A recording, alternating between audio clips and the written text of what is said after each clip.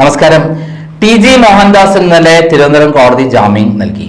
എന്നാൽ T G മോഹൻദാസിന് arrest ചെയ്യുമ്പോൾ തന്നെ അറിയാമായിരുന്നു തനിക്ക് ജാമ്യം കിട്ടുമെന്ന്. അതെങ്ങനെയാണ് അറിഞ്ഞതെന്ന് അറിയാമോ? അദ്ദേഹത്തിന് നിയമപരമായിട്ട് അറിവുണ്ടായിരുന്നു.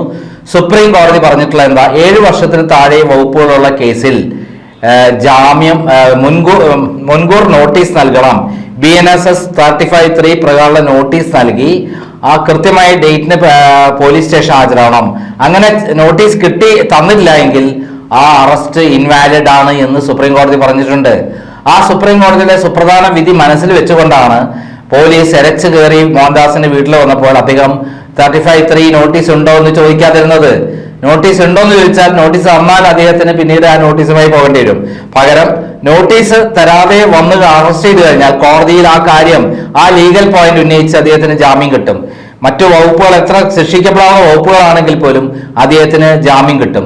ഈ ലീഗൽ പോയിന്റ് കൃത്യമായി പഠിച്ചുകൊണ്ടാണ് അദ്ദേഹം പോലീസ് വന്നപ്പോൾ ഒന്നും മിണ്ടാതെ സഹകരിച്ചത്. നിങ്ങൾ കുറ്റം ചെയ്തിട്ടുണ്ടോ? ഇല്ല.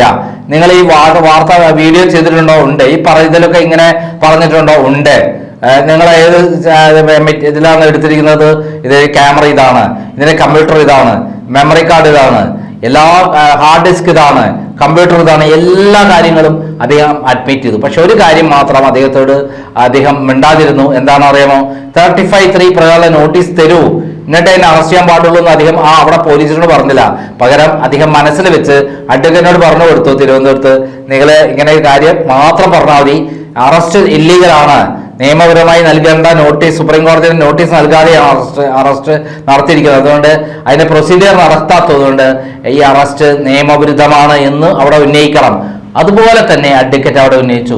അഡ്വക്കേറ്റ് ഇന്നലെ കേസ് കഴിഞ്ഞ് അദ്ദേഹത്തിന് ജാമ്യം നൽകിയപ്പോൾ തന്നെ പറഞ്ഞുള്ള ഒരു കാര്യം എന്ന് കേട്ടു നോക്കൂ. പ്രധാനമായിട്ടും 15 ദിവസം മുമ്പാണ് ഈ കേസിന്, ഈ സംഭവവുമായി ബന്ധപ്പെട്ട് കേരള പോലീസ്, സൈബർ പോലീസ് ഒരു FIR എടുക്കുന്നത് 15 ദിവസം മുമ്പാണ്.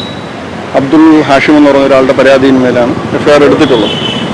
ആദ്യം FIR-ൽ ഉണ്ടായിരുന്ന ഒഫൻസുകൾ എന്ന് പറഞ്ഞാൽ കലാപം ഉണ്ടാക്കാൻ ശ്രമിച്ചു. 2 കാസ്റ്റ് അല്ലെങ്കിൽ 2 റിലീജിയൻ, 2 സെക്ഷനിലുള്ള ആൾക്കാരെ തമ്മിലടിപ്പിച്ച് ഒരു റയോട്ട്, സ്റ്റേറ്റിനെതിരെ ഒരു കലാപം ഉണ്ടാക്കാൻ ശ്രമിക്കുന്നു.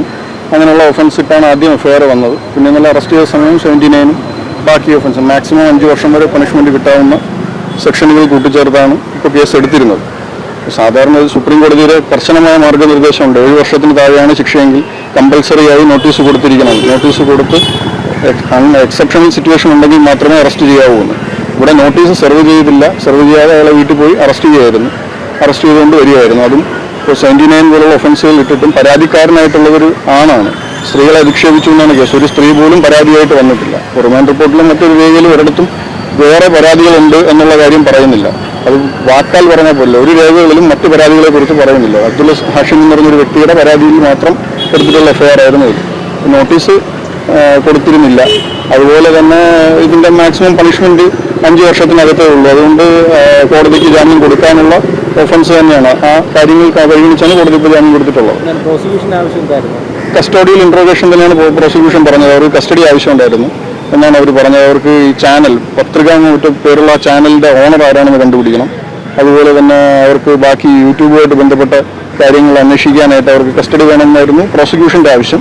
പക്ഷേ കോടതി അത് പരിഗണിച്ചില്ല. കാരണം എന്ന് പറഞ്ഞാൽ ഇന്നലെ ഇദ്ദേഹത്തെ അറസ്റ്റ് ചെയ്ത സമയത്ത് തന്നെ ഇതിൻ്റെ ക്യാമറ, മൈക്ക് അങ്ങനെയുള്ള കാര്യങ്ങളെല്ലാം സീസ് ചെയ്തിരുന്നു. പിന്നെ ഈ പറയുന്ന കണ്ടന്റ് 2 വീഡിയോയിലും ഈ ഒഫൻസ് അട്രാക്ട് ചെയ്യുന്ന തരത്തിൽ ഒന്നുമില്ല. വീഡിയോയുടെ മുഴുവൻ ട്രാൻസ്ക്രിപ്റ്റും കോടതിയിൽ പ്രൊഡ്യൂസ് ചെയ്തിട്ടുണ്ടായിരുന്നു പ്രതിഭാഗം. അത് കോടതി പരിഗണിച്ചിരുന്നു. അതിൽ ഒഫൻസ് അട്രാക്ട് ചെയ്യുന്ന തരത്തിലൊന്നും വന്നിട്ടില്ല. പരാതിക്കാരന് രാഷ്ട്രീയ പശ്ചാത്തലം ഉള്ളതായിട്ടാണ് ഇപ്പോൾ കിട്ടുന്നത്. നാളെയും മറ്റന്നാളും അടുത്ത ദിവസവും ഇൻട്രോഗേഷന് വേണ്ടിയിട്ട് അന്വേഷണ ഉദ്യോഗസ്ഥന് മുന്നേ ഹാജരാവണം, രാവിലെ മുതൽ വൈകുന്നേരം വരെ. അത് കഴിഞ്ഞാൽ എല്ലാ തിങ്കളാഴ്ചകളിലും ഒപ്പിടണം. സമാനമായ കുറ്റകൃത്യങ്ങൾ ആവർത്തിക്കരുത്, സമാനമായ ഇഷ്യൂസ് ഉണ്ടാക്കരുത് എന്നുള്ളതാണ് ഇപ്പോൾ ഉള്ള കണ്ടീഷൻസ്. അങ്ങനെയൊന്നും ഉണ്ടായിട്ടില്ല.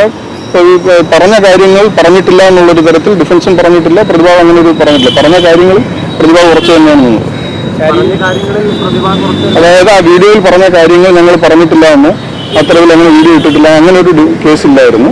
പറഞ്ഞ കാര്യങ്ങൾ വെച്ച് ഈ എടുത്തിരിക്കുന്ന ഒഫൻസുകൾ പ്രകാരമുള്ള സെക്ഷൻസ് അട്രാക്ട് ചെയ്യുന്നില്ല എന്നുള്ളതായിരുന്നു ഡിഫൻസിന്റെ വാദം. കേട്ടില്ലേ? അതായത് ടി ജി മോഹൻദാസിനെ അറസ്റ്റ് ചെയ്തതുമായി ബന്ധപ്പെട്ട് കോടതിയിൽ അവർ ഉന്നയിച്ച വാദം എന്താണ്? അതായത് സുപ്രീം കോടതിയുടെ വിധി പ്രകാരം മുൻകൂർ നോട്ടീസ് നൽകിയിട്ടില്ല, അതുകൊണ്ട് ഈ അറസ്റ്റ് നിയമവിരുദ്ധമാണ്. അപ്പം ആരാണ് ഉത്തരവാദി? പോലീസാണ്. എന്തിനാണ് ഇങ്ങനെ ധൃതി പിടിച്ച് അദ്ദേഹത്തിന് നോട്ടീസ് നൽകാതെ അറസ്റ്റ് ചെയ്തത്?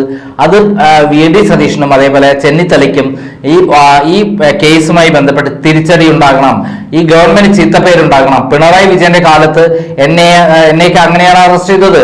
ഒരു ദിവസം രാത്രി 12 മണിക്ക് വന്നിരുന്ന പോലീസ്, അന്ന് ഞാൻ VD സതീഷിനാണ് DGP ഒരു വാണിംഗ് കൊടുത്തത്, 35(3) പ്രകാരമുള്ള നോട്ടീസ് കൊടുക്കാതെ നിങ്ങൾക്ക് അറസ്റ്റ് ചെയ്യാൻ പറ്റില്ല. എന്നെ 5 മണി വരെ പോലീസ് കാത്തിരുന്നു വീട്ടില്. ഞാൻ അനങ്ങിയില്ല. ഞാൻ പറഞ്ഞു നോട്ടീസ് തരാതെ പറഞ്ഞു അനങ്ങാൻ പറ്റില്ല എന്നുള്ളത്. എനിക്ക് അവസാനം നോട്ടീസ് തന്നു. എനിക്ക് പിറ്റേന്ന് വളരെ ധൃതി പിടിച്ചുള്ള ചില കാര്യങ്ങളുണ്ടായിരുന്നു. അതുകൊണ്ടാണ് ഈ നോട്ടീസിന്റെ കാര്യം ഞാൻ പോലീസിനോട് പറഞ്ഞത്. അല്ലെങ്കിൽ ഞാൻ കോടതിയിൽ പറഞ്ഞിട്ട് അവിടെ അപ്പോഴേ ജാമ്യം കിട്ടും. അപ്പൊ ഇവിടെ മോഹൻദാസിന് ഉണ്ടായ നേട്ടം എന്താണ്? മോഹൻദാസ് പറഞ്ഞത് ഒരിക്കലും അംഗീകരിക്കാൻ പറ്റില്ല എന്നുള്ളത് സത്യം മോഹൻദാസിന് തന്നെ അറിയാം. കാരണം പാറ്റ സമരത്തിൽ അവിടെയുള്ള ആളുകളെല്ലാം 4 കിലോമീറ്റർ ചുറ്റളവിൽ കർഫ്യൂ പ്രഖ്യാപിച്ച് അദ്ദേഹം മോദിക്ക് പകരം അദ്ദേഹമാണ് പ്രധാനമന്ത്രിയെങ്കിൽ അദ്ദേഹം എല്ലാത്തിനെയും വെടിവെച്ച് കൊല്ലുമായിരുന്നു. കുറെ എണ്ണം ചാവും. ശവശരീരങ്ങളെല്ലാം എവിടെ എത്തിക്കും? പിന്നെ ഇവിടെ എത്തിക്കും, ഇവിടെ മോർച്ചറിയിൽ എത്തിക്കും എന്നാണ് അദ്ദേഹം പറഞ്ഞത്. അതേപോലെ സ്ത്രീകളൊക്കെ ബലാത്സംഗത്തിന് താല്പര്യമുള്ള സ്ത്രീകളാണ്. ബലാത്സംഗം അവിടെ പല സ്ഥലത്തും ഇതൊക്കെയല്ലേ നടക്കുന്നത് എന്നാണ് അദ്ദേഹം പറഞ്ഞത്. ആ പ്രസ്താവന തീർച്ചയായും വളരെ നെഗറ്റീവായിട്ടുള്ള മോശമായ ഇമ്പാക്ട് തന്നെയാണ് ഈ മോഹൻദാസിൽ ഉണ്ടാക്കിയിട്ടുള്ളത്. അതുവരെ ഉണ്ടായിരുന്ന അദ്ദേഹത്തിന്റെ ഒരു ഇമേജ് ഉണ്ടായിരുന്നു. ആ ഇമേജ് എല്ലാം തകർത്ത് തരിപ്പണമാക്കിക്കൊണ്ടാണ് അദ്ദേഹം ആ പ്രസ്താവന ഇറക്കി എന്നുള്ളത് സത്യമാണ്. എന്നാൽ അതിനേക്കാൾ ഏറ്റവും പ്രധാനപ്പെട്ട കാര്യം എന്താ? അദ്ദേഹത്തിന് അങ്ങനെ ഒരു വിവാദമായ പ്രസ്താവന നടത്തുകയും പോലീസ് നിയമവിരുദ്ധമായി അറസ്റ്റ് ചെയ്യുകയും ആ അറസ്റ്റ് അദ്ദേഹം രസകരമായി കാണുകയും അങ്ങനെ അദ്ദേഹത്തിന് ഇതുവരെ കിട്ടാത്ത പബ്ലിസിറ്റി ദൃശ്യ മാധ്യമങ്ങളിൽ ആഘോഷിച്ചു. അവസാനം അദ്ദേഹത്തെ നിയമവിരുദ്ധമായി അറസ്റ്റ് ചെയ്താണെന്ന് കോടതി പറഞ്ഞ കാര്യം ഹൈലൈറ്റ് ചെയ്തുകൊണ്ട് അദ്ദേഹത്തിന് വലിയ നേട്ടവും ഉണ്ടായി. അദ്ദേഹം പറഞ്ഞ വാചകം ഒരിക്കലും അംഗീകരിക്കാൻ പറ്റുന്നതല്ല. അദ്ദേഹം ഒരു ജനാധിപത്യ രാജ്യത്ത് പറയേണ്ട ഒരു കാര്യമല്ല അദ്ദേഹം പറഞ്ഞത്. അവിടെ സമാധാനപരമായി സമരം നടത്തുന്ന ആൾക്കാരെ വെടിവെച്ചിട്ടിരുന്നെങ്കിൽ അവിടെ സംഭവം വേറെ ആയിരുന്നു. ഇന്ത്യ മുഴുവൻ കത്തിപ്പടരുമായിരുന്നു ആ സമരം. അവിടെ വെച്ച് അവസാനിക്കുമായിരുന്നില്ല. അതോടൊപ്പം തന്നെ പെൺകുട്ടികളെ ബലാത്സംഗം ചെയ്യുന്നു എന്ന് പറയുന്ന കാര്യത്തിൽ ഒരു പെൺകുട്ടി പരാതി കൊടുത്തിട്ടില്ല. അപ്പൊ ഈ സന്ദർഭത്തിൽ ഈ കേസ് നിർബന്ധമായിട്ടും നിലനിൽക്കുന്നതല്ല എന്നുള്ള രൂപത്തിൽ നിൽക്കുമ്പോഴാണ് അതിന് നിയമവിരുദ്ധമായിട്ട് തന്നെ കാര്യങ്ങൾ നീങ്ങിയത്. പോലീസ് അവർ ശരിക്കും നോട്ടീസ് കൊടുത്തിട്ടാണ് അറസ്റ്റ് ചെയ്തിരുന്നെങ്കിൽ ചിലപ്പോൾ മോഹൻദാസിന് ജാമ്യം പോലും കിട്ടുമായിരുന്നില്ല എന്നുള്ളതാണ് സത്യം.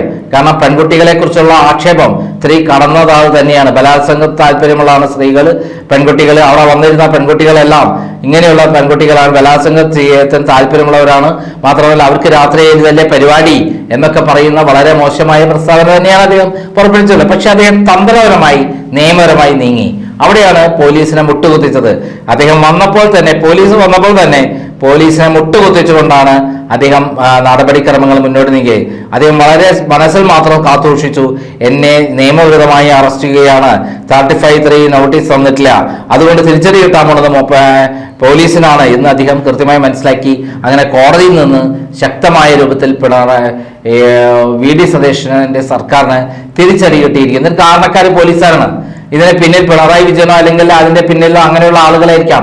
പിണറായി വിജയന്റെ ഭരണകാലത്ത് ഇത്തരത്തിലുള്ള നിയമവിരുദ്ധമായിട്ടുള്ള അറസ്റ്റാണ് നടന്നിട്ടുള്ളത്. അതേപോലെ തന്നെ ആയിരിക്കണം VD സതീഷിന്റെ പേരും ചീത്തയാവണം, അല്ലെങ്കിൽ രമേശ് ചെന്നിത്തലയുടെ പേരും ചീത്തയാവണം എന്നുള്ള ദുരുദ്ദേശത്തോടു കൂടി തന്നെയാണ് ഈ കേസ് എടുത്തിരിക്കുന്നത് എന്നുള്ള കാര്യം സംശയമില്ല. കൃത്യമായി നോട്ടീസ് നൽകി അദ്ദേഹത്തെ വിളിച്ചു വരുത്തി കൃത്യമായി ആക്കിയിരുന്നെങ്കിൽ ചിലപ്പോൾ അദ്ദേഹം കുടുങ്ങാവുന്ന ചില കാര്യങ്ങൾ കൂടി ഉണ്ടായിരുന്നു. അത് ഞാനിപ്പോൾ പറയുന്നില്ല. അതെന്താണെന്നുള്ളത് പിന്നീട് അദ്ദേഹത്തോട് ഞാൻ പറയാം. അദ്ദേഹത്തിന് പോലും മനസ്സിലാകാത്ത ഒരു പ്രധാനപ്പെട്ട കാര്യത്തിൽ അദ്ദേഹം കുടുങ്ങുമായിരുന്നു. പക്ഷെ അത് ഞാനിപ്പോൾ പറയുന്നില്ല. അദ്ദേഹത്തിന് ഞാൻ പറഞ്ഞു കൊടുക്കണ്ടേ. കാരണം ഈ രംഗത്ത് കഴിഞ്ഞ പിണറായി സർക്കാർ കാലത്ത് ഏറ്റവും വേട്ടയാടപ്പെട്ട ഒരാളാണ്, ഏറ്റവും ജയിലിൽ കിടന്ന പത്രപ്രവർത്തകനും ഞാനാണ്. 44 ദിവസത്തോളം എനിക്ക് ജയിലിൽ കിടക്കേണ്ടി വന്നിട്ടുണ്ട്. 3 കേസുകളിലായിട്ട്. 3 കള്ളക്കേസായിരുന്നു. എന്തായാലും നമുക്ക് കാത്തിരുന്ന് കാണാം. നന്ദി, നമസ്കാരം.